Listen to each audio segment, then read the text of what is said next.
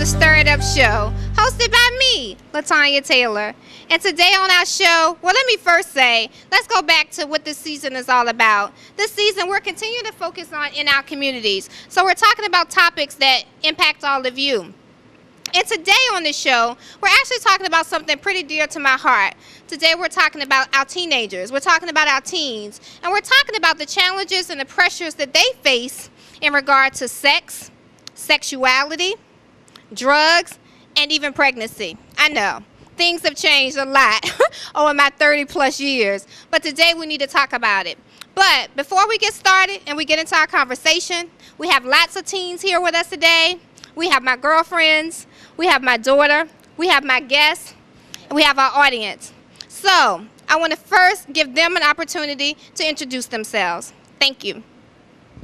Hi, my name is Tiara Taylor, and I'm Latanya Taylor's daughter. I'm Keitra. Hi, I'm AD. I'm Clovia Lawrence.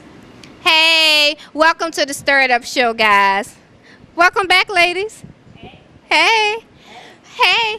Well, I definitely want to welcome who I call Miss Community, Clovia, to the show, as well as my daughter. I don't think she's had an opportunity to co-host the show with me today, but I think this is a great opportunity for her. And guys, I'm just going to turn it over to you. You know how we do the first segment. I'll be honest. Let me first open up as to why this topic came about for me. Whew. As I've moved back into the community, I grew up here. I was raised here. And my daughter has the opportunity to go to the same high school that I went to.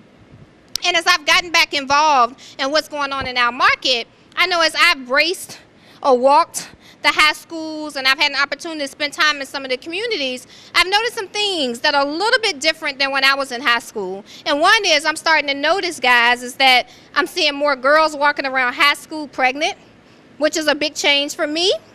I also noticed that when I'm out in some of the communities, I see some young girls, and they're pushing double strollers, not one stroller. Sometimes I'm seeing double strollers, and they're pushing them through the community.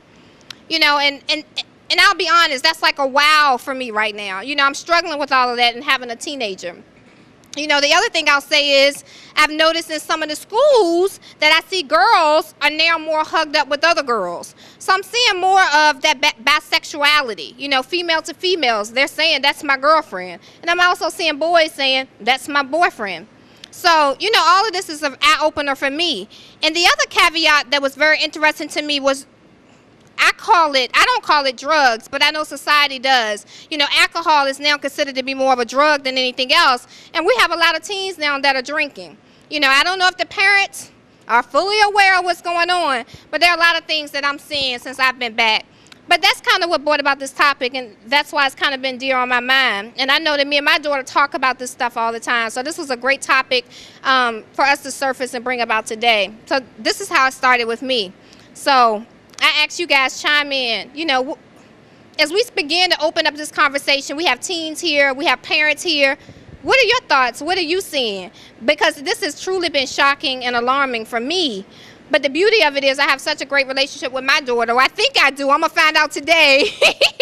I think we talk about a lot of these things.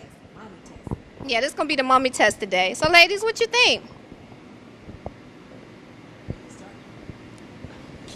Are you that disgusted, Keitra? Yeah, because I really don't. You got teenage boys. Yeah, I don't have children of my own, but I am raising 3 teenagers. One just turned 16. I have one that's 17, about to turn 18, just graduated from high school. And then I have another 16-year-old. Well, he'll be 16 in September. So I have 2 boys and a girl, teenagers. And I just don't know what to say. I mean, I guess I want to wait and hear from the kids because, of course, we raised Tiara and, we raised, I'm at a loss for words. You know that. I told you that all since last week that I wasn't really interested in this show. Yeah, this is a tough one for you. It's hard when you have kids of your own, stepchildren, whatever you call it.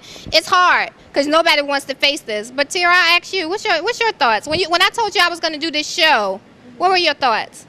Be honest. Well, my thoughts were that you're going to be very surprised because just like you don't expect us to go out and do anything. Like you expect us to just, I don't know, like I expect y'all to be perfect. Yeah, just perfect, and that's impossible. It's not gonna happen. So what do you think about sex and sexuality and drugs and Think about it. what do you think about all of it? I mean, how does that make you feel when I constantly talk about those things? I know your friends are here. I mean, I feel like we're open, so if I have anything about my sexuality that I have to talk to you about, I talk about it. I'm open for any questions. Well, that's good.